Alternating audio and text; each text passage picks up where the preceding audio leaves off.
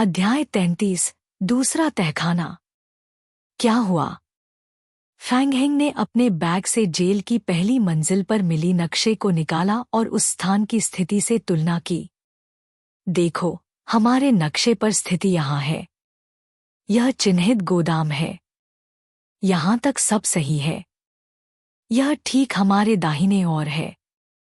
यहाँ भी कोई समस्या नहीं है। सामने जो बायां मुड़ने वाला रास्ता है वह बिल्डिंग नंबर 2 के तहखाने से जुड़ा है। ल्याओ बुफान ने आगे बढ़कर नक्शे को देखा। यह बिल्कुल वैसा ही था जैसा फैंग हेंग ने कहा था, लेकिन जल्द ही उसे एक समस्या दिखी। अरे, हमारे सामने जो रास्ता है वह नक्शे पर नहीं दिखाया गया है। हाँ, और नक्शे में जेल के दूसरे तहखाने का भी कोई उल्लेख नहीं है। फैंग हेंग ने नक्शे को कई बार ध्यान से देखा। फिर उसने लोहे के गेट की रेलिंग को हाथ से हिलाया और जांचा। लोहे का गेट असाधारण रूप से भारी और मजबूत था। लोहे के गेट की दीवार पर एक इलेक्ट्रॉनिक पहचान उपकरण था जिसमें एक कार्ड डाला जा सकता था। तीनों लोहे के गेट मैग्नेटिक कार्ड से नियंत्रित होते होंगे। उफ! फैंग हेंग ने अपने आप से बुदबुदाते हुए बैग से एक छोटा हथौड़ा निकाला और उसे लोहे के गेट पर दे मारा। धड़ाम! 14। लोहे के गेट की लगभग 750,000 एचपी थी। फैंग हेंग ने मन में एक मोटा अनुमान लगाया। अनथक ज़ोंबी क्लोन की मदद से इसे तोड़ना नामुमकिन नहीं था, लेकिन इसमें बहुत समय लगने वाला था और नफा कम ही होता। सुझाव: वर्तमान में लक्ष्य एक विशेष आइटम है। यह एक मिशन द्वारा संचालित है। अगर इसे बलपूर्वक नष्ट किया जाता है तो मिशन आइटम नष्ट हो सकता है और मिशन समाप्त या असफल हो सकता है। कृपया सावधान रहें। ठीक है। लगता है इसे ताकत से नहीं खोला जा सकता। फैंग हेंग ने कंधे उचकाकर छोटे हथौड़े को बैग में वापस रख दिया और बल का उपयोग करने का विचार पूरी तरह से त्याग दिया। चलो, पहले कहीं और चलकर देखते हैं। वापस जाकर फैंग हेंग ने दाएं मुड़कर जांच शुरू की। वहां भी एक लोहे का गेट था, लेकिन यह खुला था। लोहे का गेट ऊंचाई पर लटका हुआ था। इलेक्ट्रॉनिक लॉक के सक्रिय होते ही यह गेट नीचे गिरता और बिल्डिंग नंबर 2 और बिल्डिंग नंबर 3 के बीच का रास्ता पूरी तरह से बंद हो जाता। ल्याओ बुफान ने अपना सिर बाहर निकाला और अंदर के रास्ते को देखा। अंदर घुप अंधेरा था। बिल्डिंग नंबर 2 की बिजली सप्लाई खराब हो चुकी है। क्या तुम अंदर जाकर देखना चाहते हो? नहीं, मुझे कोई दिलचस्पी नहीं है। ल्याओ बुफान ने जल्दी से अपना सिर वापस खींच लिया। अंधेरे में अन्वेषण करना मौत को आमंत्रित करने जैसा था। कोई भी म्यूटेटेड ज़ोंबी उसे मार सकता था। मुझे लगता है कि वे मकड़ी ज़ोंबियां जो हमें पहले मिली थीं, शायद यहीं से आई होंगी। मुझे भी ऐसा ही लगता है। हो सकता है अंदर और म्यूटेटेड ज़ोंबियां हों। हमें इस जगह को सील करने का कोई रास्ता निकालना होगा। दोनों ने चर्चा की और रास्ते के मोड़ के सामने वाले गोदाम कक्ष में लौट आए। फैंग हेंग ने दरवाजे के हैंडल को घुमाने की कोशिश की। दरवाजा बंद था। चाबी? हाँ, मूर्ख पुलिसकर्मी द्वारा छोड़ी गई चाबियों का सेट उनके पास था। फैंग हेंग ने दरवाजे को अनलॉक करने के लिए चाबियों को आजमाया। जल्द ही उसे गोदाम के दरवाजे की चाबी मिल गई। उसने दरवाजा सावधानी से खोला। गोदाम के अंदर 6 लाशें जमीन पर पड़ी थी। उन्हें मरे हुए काफी समय हो चुका था। 5 लाशें जेल गार्ड की वर्दी पहने हुए थी, लेकिन बीच में एक अधेड़ उम्र का व्यक्ति सूट पहने हुए था। वह थोड़ा मोटा था और उसके हाथ में पिस्तौल थी। उसने खुद को पिस्तौल से गोली मार ली थी। क्या यह जेल अधीक्षक था? फैंग हेंग ने अपनी यादों में जेल अधीक्षक की फोटो देखी थी। यह आत्महत्या करने वाले इस अधेड़ उम्र के व्यक्ति से मिलता जुलता था। जेल अधीक्षक का यहाँ होना बहुत अचानक था। क्या उसके पास कोई सुराग था? फैंग हेंग आगे बढ़ा और जेल अधीक्षक के हाथ से पिस्तौल खींचने की कोशिश की। फिर उसने उसकी जेब में हाथ डाला। वाकई वहां कुछ था। सुझाव: आपको जेल प्रबंधन मैग्नेटिक कार्ड प्राप्त हुआ है। आइटम: जेल प्रबंधन मैग्नेटिक कार्ड। विवरण: विशेष मिशन आइटम। यह जेल के तहखाने में पाए गए लोहे के गेट को खोल सकता है। फैंग हेंग को तुरंत उस लोहे के गेट की याद आई जिसे उसने अभी देखा था। निस्संदेह यह मैग्नेटिक कार्ड लोहे के गेट को नियंत्रित कर सकता था। फिर फैंग हेंग ने बाकी गार्डों की जेबें टटोली और उनके सभी हथियारों को जब्त कर लिया। सुझाव: आपको जेल गार्ड की पिस्तौल 5 और साधारण पिस्तौल की गोलियां 243 मिली हैं। फैंग हेंग, इधर आओ और देखो। कमरे के चारों ओर खोज कर रहे लियाओ बुफान ने चिल्लाया। उसके स्वर में हैरानी थी।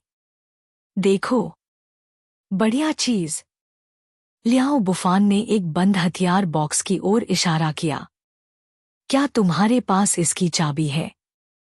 फैंग हेंग तुरंत समझ गया और चाबियों का सेट निकाल लिया। हथियार बॉक्स का ताला दरवाजे के ताले से काफी अलग था। फैंग हेंग ने जल्दी से संबंधित चाबी ढूंढी और एक क्लिक के साथ हथियार बॉक्स को खोल दिया। सुझाव: आपको स्नाइपर राइफल 3 प्राप्त हुई है। आपको स्नाइपर राइफल की गोलियां 120 मिली हैं। कमाल है, यह स्नाइपर राइफल है। लियाओ बुफान खुशी से चिल्ला उठा। हम तो मालामाल हो गए। खेल में स्नाइपर राइफल एक बेहतरीन हथियार थी। यह शुरुआती, मध्य और अंतिम चरण में एक जैसी रहती थी।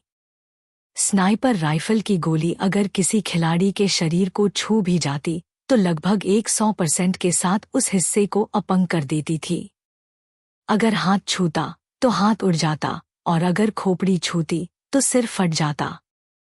फैंग हेंग अपने हाथ से राइफल की नली को छूने से खुद को रोक नहीं सका। यह वाकई एक बेहतरीन चीज थी। उसकी यादों में स्नाइपर राइफल केवल खेल के अंतिम चरणों में ही दिखाई देती थी। कवचभेदी गोलियों में बदलने के बाद यह उन कुछ गनों में से एक थी जो कॉर्प्स किंग को नुकसान पहुंचा सकती थी।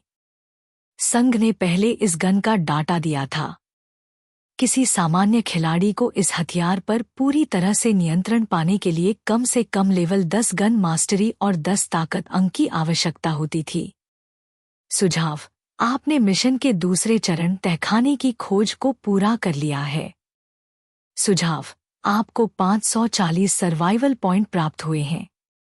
सुझाव: मिशन के तीसरे चरण को ट्रिगर किया गया है। मिशन: जेल के दूसरे तहखाने की खोज करें। मिशन नाम: जेल के दूसरे तहखाने की खोज करें। मिशन विवरण: आपने जेल के तहखाने में एक अदृश्य छिपे हुए क्षेत्र की खोज की है। यह दूसरे तहखाने की ओर जाता है। कृपया मुख्य भवन को नुकसान पहुंचाए बिना दूसरे तहखाने में प्रवेश करने का प्रयास करें। मिशन इनाम: सर्वाइवल पॉइंट। मिशन प्राप्त करने के बाद फैंग हेंग ने सिर झुकाकर कुछ देर सोचा। चलो पहले मैग्नेटिक कार्ड आजमा कर देखते हैं। फैंग हेंग ने लियाओ बुफान के कंधे पर हाथ रखा। दोनों फिर से लोहे के गेट के सामने पहुंचे। फैंग हेंग ने मैग्नेटिक कार्ड को दीवार पर बने स्लॉट में डालने की कोशिश की। Beep beep beep. सत्यापित। धड़ाम। बिल्डिंग नंबर 2 और बिल्डिंग नंबर 3 को जोड़ने वाला लोहे का गेट धीरे धीरे नीचे गिर गया। लियाओ बुफान ने गेट के पीछे अंधेरे की ओर देखा और घबराकर अपना थूक निगल लिया। मुझे लगता है वहां अंदर कुछ डरावना है। गेट बंद करने से मैं बहुत बेहतर महसूस कर रहा हूं। फैंग हेंग भी यही महसूस कर रहा था। उसे स्पष्ट रूप से लग रहा था कि कोई उन्हें अंधेरे से घूर रहा है, जिससे उसे बेचैनी हो रही थी। गेट बंद होने के बाद वह घूरने वाला एहसास काफी कमजोर हो गया था। हाँ, हम बाद में बिल्डिंग नंबर 2 से निपटेंगे। फिलहाल तो हम आराम से आश्रय बना सकते हैं। लियाओ बुफान ने कई बार सिर हिलाया। अंततः अब वे कुछ दिन आराम कर सकते थे। उससे पहले कि वह चले, फैंग हेंग ने दूसरे रास्ते की जांच करने का निर्णय लिया। कुछ परीक्षणों के बाद जेल अधीक्षक के हाथ में मिला मैग्नेटिक कार्ड दूसरे तहखाने की ओर जाने वाले 3 लोहे के गेट में से एक को खोल सकता था। जहां तक बाकी 2 लोहे के गेट का सवाल है, वे अभी भी बंद थे। फैंग हेंग के वर्षों के गेमिंग अनुभव के अनुसार उसे महसूस हुआ कि बाकी के 2 मैग्नेटिक कार्ड केवल बिल्डिंग नंबर 1 और बिल्डिंग नंबर 2 में जाकर ही मिल सकते थे। क्या परेशानी है? इस जेल में कौन सा रहस्य छिपा हुआ था? यह केवल इस मिशन का दूसरा चरण था और उन्हें म्यूटेटेड ज़ोंबियों की एक बड़ी संख्या का सामना करना पड़ रहा था। तीसरे चरण का कठिनाई स्तर और भी अधिक होगा। फैंग हेंग ने झुंझलाते हुए अपने सिर को खुजाया। इस समय बिल्डिंग नंबर 1 और 2 का बलात्कारी अन्वेषण करना बहुत खतरनाक था। उन्हें केवल आश्रय के पूरा होने तक इंतजार करना पड़ा। फैंग हेंग ने फिलहाल छिपे हुए जेल के मिशन को एक तरफ रखने का निर्णय लिया। कम से कम बिल्डिंग नंबर 2 और 3 के बीच के रास्ते को काटने के बाद वे अस्थायी रूप से शांति का एक दौर का आनंद ले सकते थे। अब वे आश्रय बनाने के लिए केवल एक कदम दूर थे। नाखून बनाने के लिए आवश्यक भट्टियों की संख्या पर्याप्त नहीं थी, इसलिए उन्हें और अधिक खरीदने की आवश्यकता थी। मकड़ी ज़ोंबियों को एक दिन मारने के बाद उनके पास 10,000 से अधिक सर्वाइवल पॉइंट्स थे, जो अपोकैलिप्स व्यापारी की दुकान में सभी शेष भट्टियों को खरीदने के लिए पर्याप्त थे। इस विचार के साथ फैंग हेंग और ल्याओ बुफान एक साथ तहखाने से बाहर चले गए।